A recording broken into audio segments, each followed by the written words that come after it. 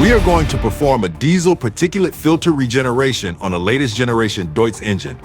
This process will allow us to clean the after-treatment system, reducing the accumulated ash and soot loads within the system.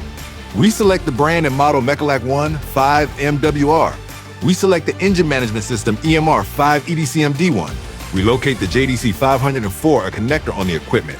Jaltest Diagnostics indicates its exact location to facilitate the connection. Once connected, we access the maintenance menu. There we find the exhaust after-treatment system functions. We select the diesel particulate filter regeneration.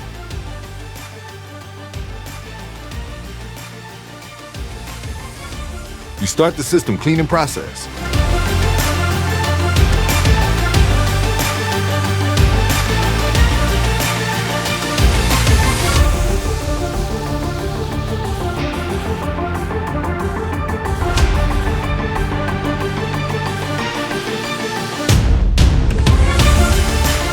Diesel particulate filter regenerated, lower load, higher efficiency.